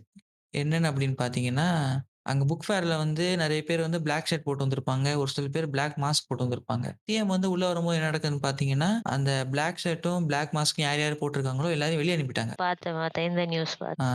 அந்த நியூஸ்லாம் நடக்கும்போது சொல்லுங்க. அவங்கள சொல்றதே வந்து கருப்பு சட்டைக்காரன் தான் சொல்லுவோம். அந்த ஒரு பிளாக்கு பார்த்து டிஎம்கே பயப்படுதா? ஒரு ஆர்எஸ்எஸ் பிளாக்க பார்த்து பயப்படுதுன்னா சொல்லலாம். இப்ப டிஎம்கேயும் அதே மாரி தானே இருந்துட்டு இருக்கு. உதாரணத்துக்கு சொல்ல போனோம்னா, இவர் தான் வந்து கோவிட் டைம் அப்ப டாஸ்மாக்க மூடுன்னு சொல்லிட்டு கொடி தூக்குனாரு. அவரு கூடயே வந்து நம்ம இவரு உதயநிதி ஸ்டாலின் இருந்தாரு. 2 பேரும் கொடி தூக்கிட்டு இருந்தாங்க. 2 பேரும் கருப்புல சட்டை போட்டு, கருப்பு கலர் பேண்ட் போட்டு, பிளாக் அண்ட் பிளாக்ல நல்லா அம்சமா ஒரு போஸ்லாம் குடுத்துட்டு இது பண்ணிட்டு இருந்தாங்க. ஆனா இவங்க ஆட்சிக்கு வரும்போது மட்டும் கருப்ப பார்த்தா பயமா இருக்குது. உதாரணத்துக்கு சொல்ல போனோம்னா, இவங்க எதிர்க்கட்சியா இருக்கும்போது கவர்னர எதிர்த்து போராடும்போது கருப்பு கலர்ல எல்லாமே இருந்துச்சு. ஆனா இவங்க எப்ப ஆளுங்கட்சியா மாறுறாங்களோ, அங்க எந்த விதமான தப்பும் நடக்கக்கூடாதுன்னு ரொம்ப கான்ஷியஸா இருந்துட்டு, கொடைய கூட வெள்ள கலர் கொடைய எடுத்துட்டு போறாங்க. அந்த அளவுக்கு கான்ஷியஸா இருக்காங்க. இவங்க வந்து எதிர்க்கிறாங்களா? ஆதரிக்கிறாங்களா கவர்னர? இத பத்தி உங்களோட கருத்து என்ன? கவர்னர எதிர்த்துட்டு தான் இருப்பாங்க. இந்த கருப்ப பார்த்து பயப்படுறதுங்கிறது, இவங்க நிழல பார்த்து பயப்படுற மாதிரி. கவர்னர் வந்து ஆப்வியஸா சென்ட்ரல்ல இருந்து வந்திருக்காரு. ஆர்எஸ்எஸ், பிஜேபி 2 ஒண்ணு தான். பிஜேபியோட கவர்னர்ன்றனால இங்க இருந்து எதிர்ப்பு இருந்துட்டு தான் இருக்கும். அதுக்கேத்த மாரி தான் அந்த ஆளும் பண்ணிட்டு இருக்கிறாரு. நீங்க 2 ஒண்ணுன்னு சொன்னீங்க இல்லையா? ஆர்எஸ்எஸும், பிஜேபியும். ஆனா அத வந்து ஒருத்தரு முரண்பட்டு இருந்தாரே! அது வந்து லுக் ஆஃப் த அந்த டிகேட்ன்னு சொல்லலாம். பெரிய முரண்பாடு. அவர பத்தி சொல்லணுமா? வேணாமான்னு யோசிச்சுட்டு இருக்கேன். சொல்லுவோமா? இல்ல அப்புறம் சொல்லலாமா? தெரிஞ்சது தானே ஊருக்கே. அதுதான் நீங்க ஊருக்கு தெரிஞ்சிருக்குமான்னு தெரியலையே! இருக்கும். சரி ஒரு ஹிண்ட் மட்டும் குடுப்போம். சொல்லுங்க, சொல்லுங்க. ஹிண்ட் மட்டும் குடுப்போம். அவங்களே கண்டுபிடிச்சுக்கட்டும். வந்து என்ன பண்ணாருன்னா, ஒரு ஸ்டேட்ல இருக்கிற ஒரு பெரிய ஒரு கலவரம் நடந்துச்சு. எல்லாரும் ஒரு பாதை போம்போது, நான் தலையில தான் குதிப்பேன்னு சொல்ட்டு, அது அந்த மாநிலத்தோடைய சட்ட பிரச்சனைன்னு சொல்ட்டு முட்டு குடுத்தாரு. இந்த ஹிண்ட் மட்டும் போதும்னு நெனைக்கிறேன். அது யாருன்றது அவங்களே கண்டுபிடிச்சுக்குவாங்க. பிடிக்கலன்னா டிஎம்ல வந்து கேளுங்க ஃப்ரெண்ட்ஸ் ஹிட்டாச்சிய. எதுக்கு என் ஐடி ஒரு நாள்ல காலியாவா? "வனும் சக்தியும் சேர்ந்தா மாசுடா" மாரி சேர்ந்தாங்க. நீங்க வந்து அத வந்து "நீரும் நெருப்பும் சேருமா" அந்த ஒரு பாட்டு ஒண்ணு வரும் இல்லையா? இந்த ரீசென்ட்டா அந்த ஆரியமும், திராவிடம் 2 ஒண்ணா கலக்கட்டுமேன்னு சொல்லிட்டு ஒரு பாட்டு. அந்த பாட்டு பேர் எனக்கு ஞாபகம் இல்லையே. "அரியது உதடுகள் உன்னது, ஆவிட உதடுகள் என்னது" என்னடா அதேதான், அதேதான், அரசியல் எபிசோடுக்குள்ள ஃபில்மா எபிசோட மாத்திட்டு இருக்கீங்க. அதேதான், அதேதான். அவங்க அந்த மாதிரி பண்ணிட்டு இருந்தாங்க. அண்ணா, தம்பின்ற அந்த ஒரு பாச பழட்டம்லாம் நெறைய நடந்துச்சுல்ல, அந்த காலகட்டத்துல. மறக்க முடியுமா? அதுதான் எனிதிங் குட் ஹேப்பன். அதுதான் அப்ப நடந்துச்சு. இல்ல இதான் அந்த குடும்ப அரசியல் வந்து திராவிட சிந்தாந்தத்த வந்து குடும்ப அரசியலா மாறி, வந்து அடிமட்டத்துக்கு அவங்கள போட்டு மக்கள் அடிச்ச கதை வந்து இதுதான். இதான் ஆச்சு. இதுக்கு மேலயும் சொல்லணும்னு பார்த்தீங்கன்னா, இப்ப நீங்க ரீசென்ட்டா அந்த செஸ் ஒலிம்பியாட் பார்த்திருப்பீங்க இல்லையா? பார்த்தீங்களா? பார்த்தேன், பார்த்தேன். அதுக்கு டைட்டில் சாங் பார்த்தீங்களா? பார்த்தேன், பார்த்தேன். YouTubeல தான் பார்த்தீங்க இல்லையா? ஆமாமா. YouTubeல தான்ப்பா பார்த்தேன். அந்த YouTube சேனல் பேர் சொல்ல முடியுமா? சோனி பிக்ஸு. ஓகே. அ இதுக்கு உண்டான காசு எங்கருந்து வந்துச்சு? போட்டிக்கான காசு. கவர்மெண்ட் தானே ஒலிம்பிக்ஸ் நடத்துறாங்கன்னா, கவர்மெண்ட் தானே கவர்மெண்ட்டுக்கு காசு எப்படி வரும்? இன்கம் தான் மக்கள் வரி பணம் தான். மக்கள் வரி பணத்துல வந்த ஒரு ப்ராடக்ட் வந்து திருப்பி மக்களுக்கு தானே வரணும். அதானே நியாயம். அப்புறம் வந்து ஏன் அந்த பாட்டு வந்து சோனி காப்பிரைட் வச்சிருக்காங்க? டைட்டில் ஏதாவது போட்டாங்களா? ஸ்பான்சர் பை சோனின்னு. இல்லைல்ல. அதுதான் நமக்கு YouTubeல வருதுல்ல. நம்ம போய் பார்த்துக்கலாம்ல. மக்களுக்கு தானே அது. ஃப்ரீயா தானே வருது. அதான் கவர்மெண்ட்டுக்குன்னு ஒரு சேனல் இருக்கு இல்லையா? தமிழ்நாடு கவர்மெண்ட்டுக்கு ஒரு சேனல் இருக்கு. கம்யூனிகேஷன் வச்சிருக்காங்கல்ல டிபார்ட்மெண்ட். அது பேர் கரெக்ட்டா ஞாபகம் இல்ல. அவங்களுக்கும் தனியா ஒரு சேனல் இருக்கு இல்லையா? அதுல போடாம ஏன் இங்க வரணும்? கொஸ்டின் ஆன்சர் தான் தெரியல. அதான் ஆன்சர் தெரியலன்னு சொன்னீங்க இல்லையா? என்னன்னா, நான் திருப்பி கொஸ்டின் சொல்லிர்றேன். சோனின்றது ஒரு பிரைவேட் கம்பெனி கரெக்ட்டா? இப்ப அவங்க வந்து ப்ரொடியூஸ் பண்ணியிருந்தாங்க அந்த ஆ, சாங்க அப்டின்னா, அவங்களுக்கு தான் காப்பிரைட்ஸ் ஆ, போகும். சாங் ப்ரொடியூஸ் பண்ணாங்களா? ஆ. சாங் புரொடியூஸ் பண்ணது கவர்மெண்ட்லேருந்து வந்த டாக்ஸ்ல இருந்து இவரு விக்னேஷ் சிவனால புரொடியூஸ் பண்ணப்பட்ட பாடல். கரெக்ட்டா? ஏ.ஆர். ரஹ்மான் வந்து மியூசிக் போட்டிருக்காரு. சாங் புரொடக்ஷனுக்கு வந்து சோனி காசு போட்டிருந்தா தான் காப்பிரைட் சோனிக்கு போகும். Song production in the sense AR ரஹ்மானோட சம்பளம், அதுல வாசிச்சவங்க, சாங் எழுதுனவங்க எல்லாம் தான் அந்த பார்ட் ஆஃப் புரொடக்ஷன். அத வந்து இங்க செஸ் ஒலிம்பியாட்ல யூஸ் பண்ணியிருக்காங்க. ஆ அப்டின்னா, அதுக்கு வந்து கவர்மெண்ட் பணம் குடுத்துருக்கணும். ஐ திங்க் ஒரு டெண்டர் மாதிரி ஏதோ பண்ணியிருப்பாங்க. பண்ணியிருப்பாங்க. ஆனா அட் லாஸ்ட் வந்து அது செலவு பண்ண ஒவ்வொரு காசுமே இங்க மக்களோட வரி பணம் தான் இல்லையா? ஆமா. அது செலவு பண்ணது காசு வந்து மக்களுக்கு சொந்தம்னா, இப்ப அந்த பாட்டுக்கு யார் சொந்தக்காரங்க? கவர்மெண்ட் தான் காப்பிரைட் வச்சிருந்திருக்கணும். ஆ கவர்மெண்ட்னா எண்ட் ஆஃப் தி டே அது பீப்பிள் தானே வரும். கவர்மெண்டோடதுன்னா, இப்ப மக்கள் யூஸுக்கு ஃப்ரீயா இருந்த நீங்க செம்மொழி மாநாடு பார்த்திருப்பீங்க இல்லையா? பார்த்திருப்பீங்க, கேள்விப்பட்டிருப்பீங்க. புக்கெல்லாம் வந்துருச்சு. சமச்சீர் அப்ப தான் கொண்டாந்தாங்க. அதெல்லாம் பார்த்திருப்பீங்க இல்லையா? பாட்டு ரொம்ப பிடிக்கும். அந்த பாட்டு. ம். அந்த பாட்டு வந்து காப்பிரைட்ல இருக்கான்னு கேட்டீங்கன்னா, காப்பிரைட்ல கிடையாது. இப்ப கூட நீங்க ஏ.ஆர். ரஹ்மானோட சைட்ல போய் பார்த்தீங்கன்னா, அந்த பாட்ட நீங்க ஃப்ரீயா டவுன்லோட் பண்ணிக்கலாம். அப்ப அதே மாரி தானே இந்த பாட்டும் இருந்திருக்கணும். இது மட்டும் ஏன் ஒரு சோனின்ற ஒரு கார்ப்பரேட்குள்ள ஏன் அந்த ஒரு காப்பிரைட்டும் அவங்கள்ட்ட தான் இருக்கு. ராயல்டியும் அவங்கள்ட்ட தான் இருக்குது. 2மே அவங்கள்ட்ட வச்சிருக்காங்க. இது ஒரு முரணா இல்லையா உங்களுக்கு? அதுக்கு தான். கலைஞர் இருக்கும்போது ஃப்ரீயா இருக்கு பாட்டு. ஸ்டாலின் வரும்போது அது காசாகுது. அந்த காசு ரெவென்யூ யாருக்கு வரும்? இப்ப YouTubeல வந்து ஆட் ரெவென்யூ இருக்கு. நம்ம வியூஸ் பார்த்தா ரெவென்யூ வரும். ஒவ்வொரு நாட்டுக்கு ஏத்த மாரி கரன்சி ஒவ்வொரு வேல்யூ மாறும். அப்ப அந்த காசெல்லாம் எங்க யாருக்கு போகுது? என்ன போகுது? சோனிக்கு தான் போகும். சோனி சேனல்ல போட்டா சோனிக்கு தான் போகும். இப்ப சோனிக்கு தான் போகுதுன்னா, அவங்க காசு போட்டாங்களா? முழுக்க முழுக்க அவங்க காசு போடல. அதுல நடிச்சதும் பார்த்தீங்கன்னா, சீஃப் மினிஸ்டர் காசு வாங்கி நடிச்சாருன்னா கிடையாது. அவர் வந்து பிராண்ட் அம்பாசிடர் மாரி இது ப்ரொஜெக்ட் பண்ணாங்க. அப்ப இது எண்ட் ஆஃப் தி டே மக்களோட பணம் தானே! ஆமா. Government product. ஆ கவர்மெண்ட்டோட ப்ராடக்ட்டா இருந்துச்சுன்னா, அது மக்களோட யூஸ்க்கு இருக்கணும். அப்படி இல்லைன்னா, கவர்மெண்ட்டோட சேனல்ல அந்த அந்த அந்த வீடியோ பப்ளிஷ் ஆயிருச்சுன்னா, அந்த ரெவென்யூ வந்து கவர்மெண்ட்டுக்கு போயிருக்கும். கவர்மெண்ட் மூலியமா நமக்கு ஏதாவது ஒண்ணு கடந்திருக்கும். அப்படி இல்லாம, எதுக்கு தேவையில்லாம ஒரு கார்ப்பரேட்டுக்குள்ள போகுது? இத பத்தி யாருமே பேசல. அதான் எனக்கு டவுட்டா இருக்குது. நான் ஸ்டார்ட்டிங்ல நான் இருந்தப்பயே போஸ்ட் ஒண்ணு போட்டிருப்பேன். ஆனா யாருமே பேசல. இன்ன வரைக்கும் யாரும் பேசல. இல்ல இதெல்லாம் எங்க போய் முடிய போதுன்ட்டு. இப்போ இந்த மாரி குடும்ப அரசியல் அப்படிங்கிற மாதிரி ஆரம்பிச்சது. அ கலைஞராலேயே கண்ட்ரோல் பண்ண முடியாம கடைசில வந்து டிஎம்கேக்கு கெட்ட பேரா தான் அமைஞ்சது. இன்னைக்கு வந்து அது நார்மலைஸ் ஆயிடுச்சு. அதேதான். குடும்பம் இருக்கு, அரசியல் பண்றோம் அப்படிங்கிற மாரி இப்ப இந்த குடும்ப அரசியல் பத்தி சொன்னீங்க இல்லையா? இந்த குடும்ப அரசியல எதிர்த்து ஒருத்தர் வந்து வெளிய போனாரு. எம்ஜிஆருக்கு அடுத்து. யாருன்னு சொல்லுங்க பார்ப்போம் டிவிகே விட்டு. வைகோ தானே? அப்ப அவரு எதுக்கு வெளிய போனாருன்னா, குடும்ப அரசியல் இருக்குன்னு வெளிய போனாரு. இப்ப அவர் பையன கட்சியோட தலைவரா ஆக்குறாரு. இது எப்படி இருக்கும் பாருங்க. பார்த்தா எல்லாமே அதுதான் பண்ணிக்கிட்டு இருக்காய்ங்க. அது எல்லாமே வந்து வாய்க்கு பேச தான் கரெக்ட்டா இருக்கே தவிர, எதார்த்தத்துக்கு வரும்போது எல்லாருமே பல்டி அடிச்சிடுறாங்க. இப்போ ஏடிஎம்கேல ம். வந்து ஜெயலலிதாவுக்கு வந்து குடும்பம் இல்லன்றனால அது இன்னைக்கு அது வேற மாரி அப்படி இப்படியோ போய்க்கிட்டு இருக்கு. இப்போ இவ்வளோ நேரம் டிஎம்கே பத்தி பேசினோமா? விட்டுரு. ஆமா. இப்ப டிகேல யாரு இருக்கிறா? டிகேல யார் இருக்காருன்னா, இவரு காப்பிரைட் பண்ணியிருக்காரு. அவருக்கு அவருக்கு அடுத்து யார் பண்ண போறா? அவரோட பசங்க. ஆமா. இது இது ஒரு முக்கியமான விஷயம். அதுல வந்து இன்ன வரைக்கும் எலக்ஷனே வைக்கல. நம்ம இவரு பெரியார் இருந்த வரைக்கும் பெரியார் இருந்தாரு. பெரியாருக்கு அப்புறம் எலக்ஷன் வச்சு தான் இவரு வந்தாரு. காப்பிரைட் பண்ணி வந்தாரு. காப்பிரைட் பண்ணி வந்து இது இவ்வளவு வருஷம் ஆயிருச்சு. இன்ன வரைக்கும் அவர் வந்து எலக்ஷன் வைக்கல. இத பத்தி டிஎம்கேயும் யாரும் பேசல. ஏடிஎம்கேல இருந்து யாரும் உங்களுக்கு பிரஷர் போடல. ஏடிஎம்கே ஏன் கேட்க போறாய்ங்க?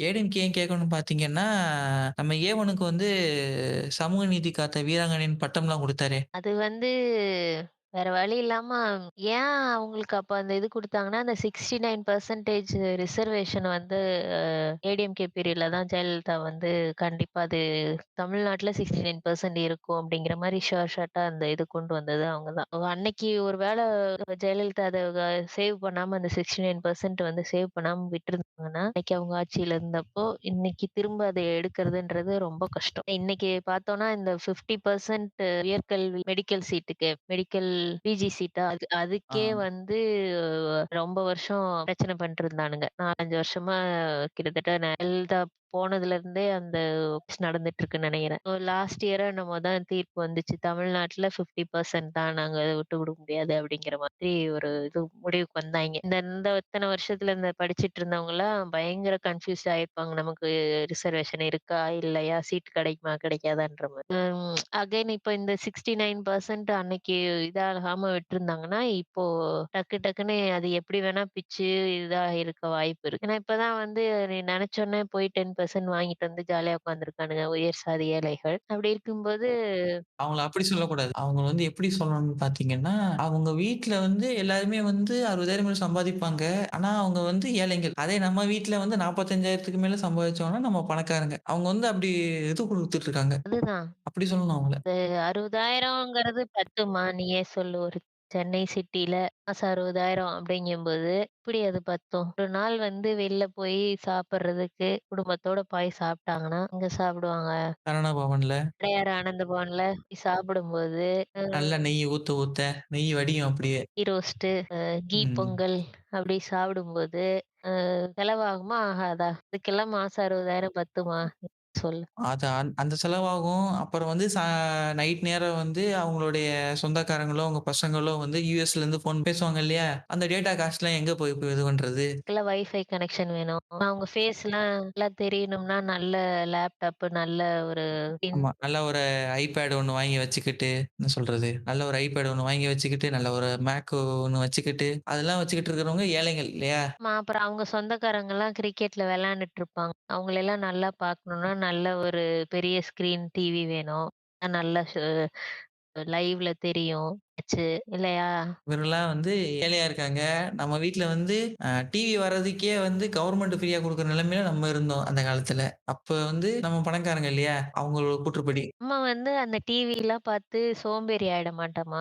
பேசுற நீ கவர்மெண்ட் எப்படி குடுக்கலாம்? டிவி பார்த்துட்டு உட்கார்ந்துட்டு ம். இருந்தோம்னா, நம்ம போய் எப்படி ஒரு காட்டுல ஒரு வேலை செய்வோம். ஒரு வேலை செஞ்சா தானே சாப்பாடு கிடைக்கும் எல்லாத்துக்கும். விவசாயி வந்து டிவி பார்த்துட்டு கடைசி வரைக்கும் காட்டுல வேலை பார்த்துட்டு இருக்கணும் இல்லையா உங்களுக்கு? கடைசி வரைக்கும் நம்ம காட்டுல தான் வேலை பார்க்கணும். கம்ப்யூட்டர் பக்கம் போக்கூடாது. இந்த வேலை புனிதமானது பேசிட்டு இருக்க. ஒரு விவசாயி வந்து தான் ஊருக்கே சோறு போடணும்.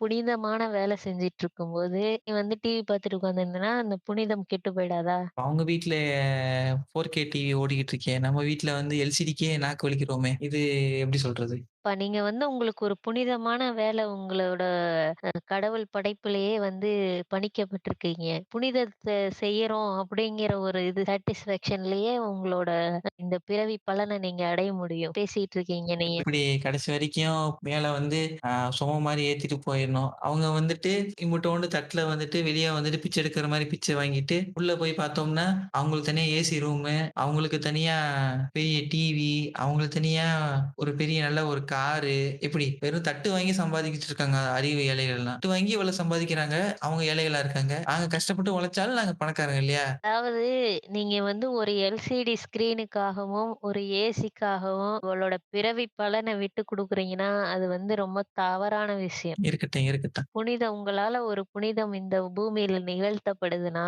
அதுக்கு தான் வந்து நீங்க வந்து பெருமைப்படணும். என்ன சொல்லியிருக்காங்க பகவத்கீதையில கிருஷ்ணர் என்ன சொல்றாரு? சொல்லுங்க. என்ன சொல்றாரு இட்டாச்சி சொல்லுங்க. என்ன சொல்றாருன்னு பார்த்தீங்கன்னா, குளத்துல பொண்ணுங்கலாம் குளிச்சுட்டு இருந்தாங்க. ட்ரெஸ் எல்லாம் கொண்டு போய் மரத்து மேல வச்சுக்கிட்டு, அப்படியே பேசாம உட்கார்ந்திருக்கும். ஆளாளுக்கு வந்துட்டு கேட்பாங்க.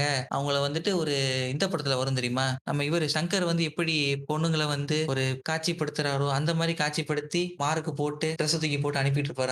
அதத்தானே பகவத்கீதை சொல்லிட்டு இருக்காங்க. அது வந்து கண்ணன் லீலை. இங்க வந்து கண்ணனோட ம். சின்ன வயசுக்கு போறீங்க. அவரு சின்ன வயசுல விளையாட்டுத்தனமா பண்ணதெல்லாம் நீங்க வந்து பெருசா எடுத்துக்க கூடாது. ஜஸ்ட் ஃபன்னியா ஃபன்னா பாருங்க. ஏன் எல்லாத்துக்கும் வாமன் மாதிரி இதெல்லாம் வந்து பெருசு பண்ணிட்டு இருக்கீங்க. நம்ம இதுக்கு வருவோம். பகவத்கீதைக்கு வருவோம். என்ன சொல்லியிருக்காங்க? பகவத்கீதைல பிரியாணி இருக்காரா? வாமன் நீங்களே பிரியாணி இருக்காரான்னு கேட்டேன். பகவத்கீதையில பிரியாணி இல்ல. அப்ப எழுதும்போது இல்ல. இருந்திருந்தா கூட சேர்ந்து அவரும் நல்லா எழுதியிருப்பாப்ல. ம். பிரியாணியோட முன்னோர்கள் எழுதுனது தானே பகவத்கீதை. இப்போ என்ன சொல்றாரு பார்த்தீங்கன்னா, கிருஷ்ணரு நம்ம வந்து ஒருவன் அவனுக்கு விதிக்கப்பட்ட அந்த வேலையில அத செய்யும்போதே வந்து அவன் வந்து இறை அ நிலை அடையணும் அப்டின்றாரு. என்ன அர்த்தம்? சாக்கடைக்குள்ள இறங்கி சுத்தம் பண்றத வந்து ஒரு இறைத்தன்மை ஒரு ஸ்பிரிச்சுவலோட செய்யணும் சொல்றாரு. அத வந்து ஏன் இந்த நெய் கும்பல் செய்ய மாட்டேங்குது? கும்பல் அவங்களுக்கு பணிக்கப்பட்டது செய்றாங்க. நெய் சாப்பிடுறது. நெய் சாப்பிட்டு முன்னாடி வளர்த்து வச்சிருக்காங்க. முன்னாடி வளர்த்தத இது பண்ணக்கூடாதுன்னு சொல்லிட்டு, அமெரிக்கால போய் வேல பார்த்து குறைச்சுக்கிட்டு இருக்காங்க இல்லையா? அது வந்து ஸ்ப்ரெட் பண்ணணும் இல்லையா? இங்கேருந்து ம். கல்ச்சர வந்து ஒரு பண்பாட்டை உலகமயமாக்கலுக்கு அப்புறம் பண்பாட்டையும் உலகமயமாக்கணும் இல்லையா? அங்கேயும் போயிட்டு எவனா ஒருத்தன் கேட்டான்னா, ஹிந்தியிலே பதில் சொல்லி அவன்ட்ட வந்து முகரடியா வாங்கணும். அதானே? நீங்க வந்து ஃபாரின்ல போய் உட்கார்ந்துட்டு லாங்குவேஜ் பாலிடிக்ஸ் பண்ணிட்டு இருந்தீங்கன்னா எப்படி? நம்ம ஊர்ல தான் சொன்ன பேச்ச கேட்க மாட்டேங்கிறீங்க.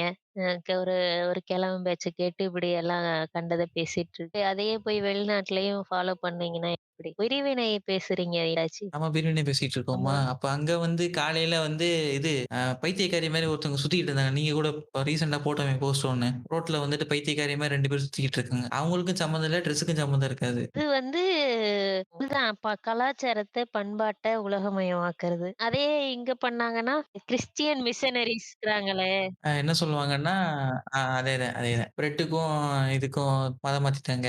அதாவது நீங்க பிரெட்டுக்கு, அரிசிக்கெல்லாம் மதம் மாறக்கூடாது. இங்க வந்து அவங்க பாடுறாங்க பார்த்தீங்களா? ரோட்ல நின்னுட்டு, அப்படியே அந்த பொண்ணு ஒரு ம். ஃபாரின் பொண்ணு வந்து சாரி கட்டிட்டு, அந்த பாடுற அந்த குரல்ல மயங்கி, அப்படியே அதுக்குள்ள அப்படியே இறைவன அவங்க உள்வாங்கி, தன்னை உள்வாங்கி அப்படி மாறணும். வந்து அரிசிக்காக மாறிட்டேன்னு சொல்லிட்டு ஃபேமிலி வாட்ஸ்அப் குரூப்ல ஐஸ் பேக் காமெடிலாம் பண்ணிட்டு, ஒரு முற்போக்கா சுத்திட்டு இருக்கறனால பிரயோஜனம் இல்ல. அதனால வந்து நீங்கலாம் திரும்ப வந்து மாறுங்க. திரும்ப வந்து அந்த திரும்பி எப்படி மாறுறது? திரும்பினா திரும்பி நின்னுட்டுருக்கீங்களா? அப்படியே பின்னாடி திரும்பி பாருங்க. மாறுறதுக்கான வழி தெரியும். பின்னாடி உங்க பின்னாடி பின்னாடி திரும்பி பார்த்தா, உங்க ரூம் செவுரு இருக்கா? ஆ ஆமா பின்னாடி செவுரு இருக்கு. செவுருல என்ன இருக்குன்னா, ஒண்ணுமே இல்ல. வெறும் செவுரா தான் இருக்கு. அப்படிதான் வாழ்க்கையும் போயிரும். பின்னாடி திரும்பி பார்த்தோம்னா. இதெல்லாம் எதுக்கு சொல்லிட்டு இருந்தோம்? எங்கேயோ ஆரம்பிச்சு எங்கேயோ போயிட்டுருக்கோம். அதாவது சமூக நீதி காத்த அன்னை வந்து எண்ணக்கூடிய கரெக்ட்டா தான் போயிருக்கோம். ஆமா. அவங்க எப்படி இருப்பாங்க? அப்படித்தானே இருப்பாங்க. அதான் பத்தி பேசியிருக்கோம் இப்ப. பாத்தீங்களா? வாழ்க்கை ஒரு வட்டம். எங்க ஆரம்பிச்சாலும் எங்க சுத்தி எப்படி வந்து முடியுது பாரு. யார் சொல்லியிருக்காரு இத? யாரு? நம்ம இவரு. அண்ணன் சொல்லியிருக்காரு. வாழ்க்கை ஒரு வட்டம். வாழ்க்கை ஒரு வட்டம்னாரு. ஆனா அவரே வந்து வட்டம் அடிச்சு, இங்க ஒரு பக்கம், இங்க ஒரு மன்னிப்பு வீடியோ, அங்க ஒரு மன்னிப்பு வீடியோன்னு குடுத்துட்டு இருக்காரே. அத பத்தி என்ன சொல்றீங்க? இங்க வந்து அது அவரோட பண்பு. இது ஒரு தவறு இழைத்திறக்கூடாது. மக்கள் வந்து தவறா வழி நடத்திறக்கூடாது அப்படின்னு சொல்லிட்டு இறங்கி வந்து அவரு மன்னிப்பு கேட்கிறாருன்னா, அவருக்கு அவ்வளோ ஒரு பண்பு உள்ள மனுஷனா அவரு இருக்கிறாரு. அவரு அவ்வளவு பண்புள்ள மனுஷனா இருந்தாருன்னா, எதுக்கு அவர் வந்து ஒரு கிராப்பரா இருக்காரு? நீங்க வந்து ஃபன்னா பார்க்கணும். படத்த படமா பார்க்கணும். இல்ல சீனா பார்க்கணும். ஓகே. படத்த படமா பார்க்கணும் இல்லையா? இதே இது ரோட்ல ஒருத்தன் வந்து இன்னொரு இது பண்ணா அப்ப என்ன சொல்லுவீங்க? அது வந்து சட்டப்படி குற்றம், அஃபென்ஸ் அந்த மாரிலாம் ஆ, யாரும் பண்ணக்கூடாது. அந்த மாரி அவரோட ரசிகர்கள்லாம் ஆ. பண்ண மாட்டாங்க. They are good people. Yes good people தான். எப்படி குட் பீப்பிள்ன்னு பார்த்தீங்கன்னா, அவங்கலாம் இப்ப தான் ஸ்கூல் பக்கம் போயிட்டுருக்காங்க. எல்லாரும் படிச்சு வரணும். லீவ் ஆயிடுச்சுன்னா, சாயங்காலம் வந்து டிவி ரிமோட் வாங்குறதுக்குள்ளே உங்களுக்கு பாதி ஆயுசு முடிஞ்சிரும். அப்புறமா வாங்கி போட்டு பார்த்துட்டு, அப்புறம் அத கத்துட்டு வர்றதுக்குள்ள எப்படி சொல்றது? இன்னும் ஒரு 10 வருஷம் ஆகுமா? ஆயிடும், ஆயிடும். இப்ப நீங்க வந்து ம். ஒரு படம், ஒரு சீன் வருதுன்னா, உடனே அத அவங்க எல்லாம் போயிட்டு, உங்க கூட இருக்க பெண்கள் கிட்ட அதெல்லாம் பண்ணுவாங்கன்னு நீங்கலாம் தவறா வந்து பண்ண மாட்டாங்க. ஜஸ்ட் சினிமா ஒரு ஃபன் ஃபன். அந்த ஃபண்ண நேரா பண்ணோம்னா அப்படி பண்ண மாட்டாங்கன்னா, ஏன் நம்ம போய் மன்னிப்பு கேட்கறாங்கன்னு நீங்க கேட்கலாம். ம். அதான் கேட்கிறேன். பயம் இருக்கணும்டா அப்படின்னு சொல்லிட்டு பயத்தோட தான் ம். போய் மன்னிப்பு கேட்கறாரு. அதேதான். பயம் இருக்கணும். அதான் எப்பதான் மன்னிப்பு கேட்க முடியும்? மன்னிப்பு கேட்டா தான் படம் வரும். படம் வந்தா தான் அடுத்த ஒரு படத்துக்கு ஒரு 20,00,00,000 30,00,00,000 ஏத்த முடியும். கூட வந்து ஒரு பைத்தியக்கார கூட்டத்த ஒண்ணு இன்னும் கொஞ்சம் ஹெவியா வளர்க்க முடியும். கூட்டம் இருக்க வரைக்கும் தானே வாழ்க்கை. அந்த கூட்டங்களை இதோ ஆமா. கூத்தாடிக்கு கூட்டம் இருக்கணும். கரெக்ட். கூத்தாடிக்கு கூட்டம் இருந்தா தானே நல்லா ஆட முடியும். கூத்தாடிக்கு கூட்டம் இல்லன்னா அவரு ஆடுறதே வேஸ்ட்டு. யாருக்கு ஆடுறது? வெறும் தரைய பாத்தே ஆட முடியும். மறுபடி கூட்டம் இருக்கணும்ல? ஆனாலும் அவராவது பரவால்ல. ஒருத்தர் வெறுந்தரைன்னு தெரிஞ்சும் வந்து ஆட முயற்சி பண்றாரு. நான் ஆடியே தீருவேன். தலைகீழ தான் குதிப்பேன் அப்படின்னு. யார சொல்றேன் சொல்லுங்க? யாரு யார் அந்த டார்ச் லைட்காரரா? டார்ச் லைட் அவருலாம் அவருக்கெல்லாம் கூட்டம் வரும். கரெக்ட்டா டிஃபரன்ஷியேட் பண்ணிக்கிறாரு. ப்ரொஃபஷன் வேற, இது வேற, பேஷன் வேறன்ட்டு. எது ப்ரொஃபஷன், எது பேஷன்னு கேட்காத. இல்ல வந்து 2மே அந்த ஆளுக்கு ஒண்ணு தானே. வந்து நமக்கு மார்க் இது முடிஞ்சு போச்சு. கலைஞ்சு போயிட்டாய்ங்க. இந்த கூட்டம் நமக்கு இல்லைன்னு தெரிஞ்சும், ஓடாத ஒரு காவியத்த நான் ரிலீஸ் பண்ணுவேன்ட்டு இன்னைக்கு ஒருத்தர் ரிலீஸ் பண்ணிட்டு உட்கார்ந்திருக்கிறாரு. வர ஓ! சொல்றேன். வந்த உத்தமரா? Okay, okay. இருக்கலாம் இந்நேரம் தெரிஞ்சிருக்கும். அவர் வந்து ஆமா, ஆமா.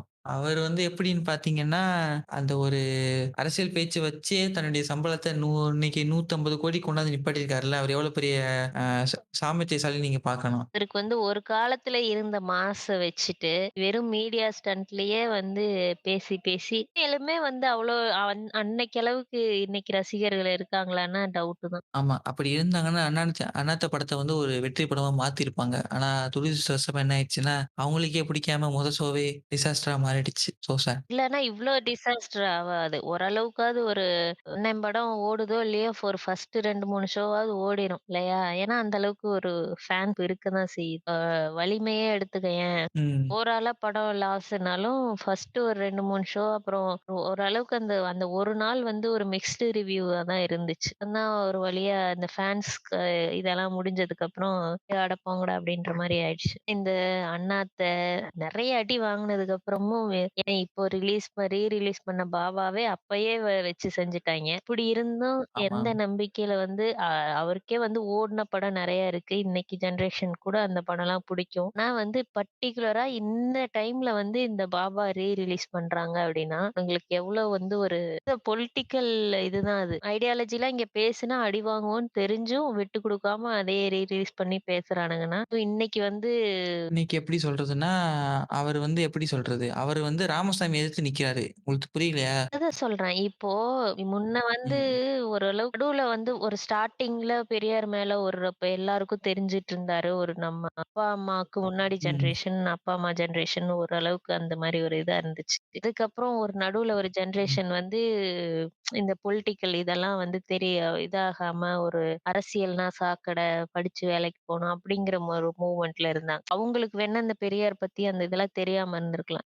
ஜெயலலிதா டெத்துக்கு அப்புறம் நோட்டீஸ் பண்ணீங்கன்னா, நெறைய வந்து பெரியார் பத்தி, திராவிட சித்தாந்தம் பத்தி நெறைய பேசுற யங்ஸ்டர்ஸ் வந்து அதிகமாயிட்டு இருக்கிறாங்க. இருக்க ஒரு சூழல்ல, அப்படி இருக்க ஒரு அதுவும் இந்த YouTubeலாம் வந்து நெறைய வந்ததுக்கப்புறம், YouTube, பாட்காஸ்ட்லாம் வந்ததுக்கப்புறம், நெறைய சேனல்ஸ் வந்து அந்த திராவிட சித்தாந்தம், கொள்கை அத பத்தி, பெரியாரு அத பத்தி நெறைய பேசுறாங்க. இப்படி இருக்க சூழல்ல வந்துட்டு, நீ இப்போ அன்னைக்கு பார்த்த பாபா படம் ஏன் ஓடல அப்படின்னா, அன்னைக்கு வந்து அந்த ஒரு ஸ்கிரீன் பிளே அதோட எஃபெக்ட் அது புடிக்காதனால ஓடாம இருந்திருக்கும். அதனால பெருசா அந்த படத்து மேல யாருக்கும் ஒரு வன்மமோ, ஒரு எதிர்கருத்தோ பெருசா இருந்திருக்காது. அது பேசுறதுக்கான மீடியமும் அப்ப இல்லாம இருந்துச்சு. ஆனா இன்னைக்கு கொண்டாந்து நீ பண்றன்னா, இன்னைக்கு வந்து வச்சு செய்றானுங்க. அதுல இருக்க ஒவ்வொரு பாட்டு ஏன்னா இந்த படம் ரீ ரிலீஸ்க்கு முன்னாடியே அந்த பாட்டுல இருக்க லிரிக்ஸ் எடுத்து பாரு, அப்பயே எவ்வளவு திமிரு இவனுங்களுக்கு அப்படின்னு சொல்லிட்டு போட்டுட்டு இருக்கிறானுங்க. இந்த சூழ்நிலையில இந்த படத்த கொண்டு வந்து வச்சுட்டு, பொலிட்டிக்கல்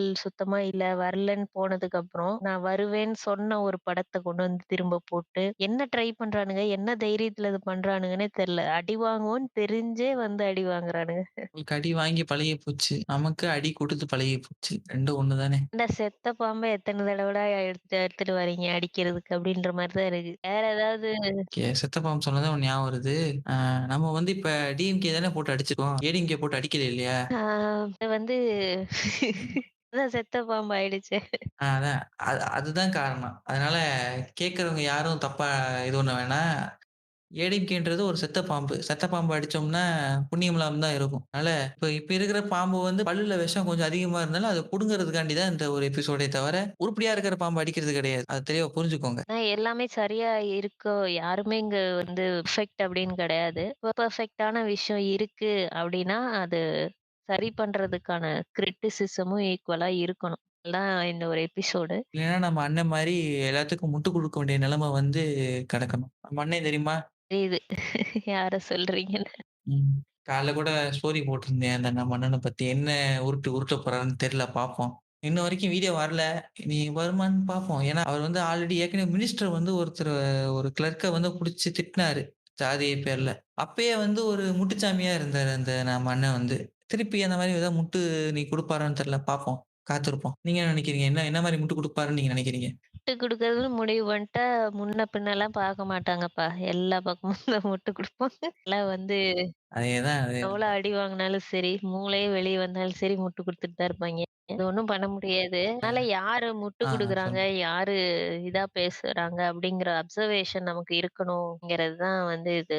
இன்னொரு விஷயம் என்ன சொல்லணும்னு நெனச்சேன்னா, இந்த ஹெல்த் 69% சேவ் பண்ணது. அது என்ன விஷயம்னா, இப்போ அவங்க ம். என்னதான் வந்து திராவிட இயக்கம், கொள்கை, சமூக நீதி அதெல்லாம் பெருசா அவங்களுக்கு வந்து அந்த கட்சிக்கு ஒரு பெரிய கொள்கைன்னு ஒண்ணு இல்லைனாலும், இங்க வந்து ஒரு வோட் பேங்க்குக்காகவாவது அவங்க அத பண்ணி தான் ஆக வேண்டியது இருந்துச்சு. ஜெயலலிதாவா இருந்தாலும் சரி, எம்ஜிஆரா இருந்தாலும் சரி, ஈவன் எடப்பாடியா இருந்தா கூட, இங்க வந்து ஒரு ரிசர்வேஷனுக்கு அகைன்ஸ்டாவோ, அ ஒரு இலவசங்களுக்கு அகைன்ஸ்டாவோ, இலவசம்னு சொல்ல முடியாது. சமூக நலத்திட்டங்கள், மக்கள் நலத்திட்டங்கள்னு தான் சொல்லணும். மக்கள் நலத்திட்டங்களுக்கு அகைன்ஸ்டாவோ அவங்க பேசி இங்க ஒரு அரசியல் பண்ணிற முடியாது. இங்க ஓட்டு வாங்கிற முடியாது.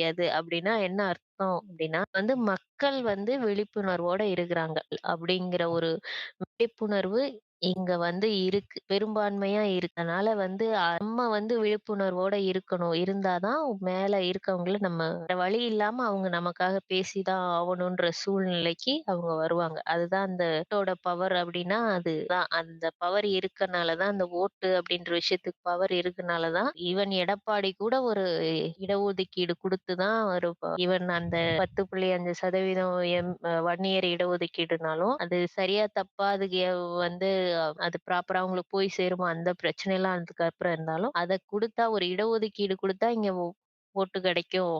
அப்படிங்கிற ஒரு ஒரு ஸ்ட்ராங்கான பிலீஃப் இங்க இருக்கு அப்படிங்கிறது தான் முக்கியம். அதனால தான் நம்ம வந்து டிஃபர் ஆகுறோம் மத்த ஸ்டேட்டுக்கும், தமிழ்நாட்டுக்கும் இந்தியால வந்து மத்த ஸ்டேட்ல இருந்து நம்ம டிஃபர் ஆகுறோம் அப்படின்னா, இங்க வந்து மக்கள் கிட்ட ஒரு விழிப்புணர்வு இருக்கு. உங்களோட உரிமைகள் எது? மக்கள் நலத்திட்டங்கள்ன்றது உங்களோட உரிமைகள். இடஒதுக்கீடு அப்படிங்கிறது உங்களோட உரிமை. இந்த மாரி நம்மளோட உரிமை எது அப்படிங்கிற ஒரு விழிப்புணர்வு இருக்கணும் அப்படிங்கிறதுக்காக தான் அது யார் பண்ணாலும், என்ன பண்ணாலும் நம்ம அப்சர்வ் பண்ணணும். பொலிட்டிக்கல்லா என்ன நடக்குதுங்கிற அப்சர்வேஷன் நமக்கு இருக்கணும். இந்த ஆட்சி இருந்தாலும். Okay, okay. இப்ப நம்ம வந்து ஸ்டார்ட்டிங்ல ஒரு கட்சிய தான் திட்டி ஆரம்பிச்சோம். அதனால முடிக்கும்போது அந்த ஒரு கட்சிய திட்டியே முடிச்சிடலாமா? இப்ப முடிவு என்னன்னு பார்த்தீங்கன்னா, இப்ப இந்த எபிசோட் ரெக்கார்ட் பண்றதுக்கு நேத்து நடந்த விஷயம் என்னன்னு பார்த்தீங்கன்னா, நம்மளுடைய சென்னை மேயர் வந்து குரங்குகளுக்கு டஃப் குடுக்குற வகையில தொங்கிட்டே வந்தாங்க. அத பத்தி நீங்க என்ன நினைக்கிறீங்க? இதுதான் வந்து இப்ப நான் வந்து வேற ஒரு ரூட் எடுக்கிறேன். இப்போ நீங்க ஒரு பொண்ணு புடவ கட்டிட்டு தொங்குறத பார்க்குறீங்க. அதுக்கு பின்னாடி ஒரு 3 ஆண்களும் தொங்கிட்டு வந்தாங்க. அவங்களுக்காக யாரு பேசுவாங்க? ஏன் பேச மாட்டீங்களா? இட்டாச்சி. திருப்பி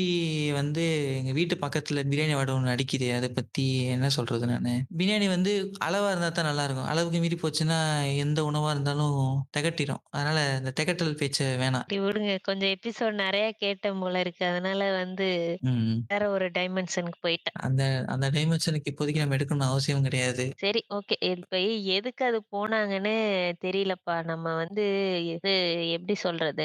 அவங்கள அவங்களே கேவலப்படுத்திக்கிறாங்க அப்படின்ற மாரி தான் இருக்கு. ஐ மீன் கட்சிய சொல்றேன். கிரிட்டிசிசம் அவங்களுக்கு பண்றதுக்கு வேற எதுவுமே இல்லாத மாதிரி புதுசு புதுசா டெய்லி ஒண்ணு பண்ணிக்கிறாய்ங்க. அதான் எங்கள திட்டுங்கடான்னு சொல்லிட்டு அவங்களே கன்னடம் தூக்கி குடுக்குறாங்க. அதுதான் எனக்கு இன்னும் ஆச்சரியமா இருக்கு. வேற விஷயம்லாம் உள்ள இது கரப்ஷன் அதெல்லாம் நமக்கு தெரியாம இருக்குன்ட்டு, மீடியாக்கு தெரியிற மாரி அவிங்களே ஒண்ணு பண்ணிர்றாய்ங்க. மத்ததெல்லாம் நம்ம டீட்டெயில்டா என்ன டாக்குமெண்ட் இதெல்லாம் நடக்குது அப்படி என்ன அரசியல் இதெல்லாம் கவர்மெண்ட் எப்படி இயங்குது அப்படிங்கிறதெல்லாம் நம்ம டெய்லி நோட்டீஸ் பண்ணிருக்க மாட்டோம்.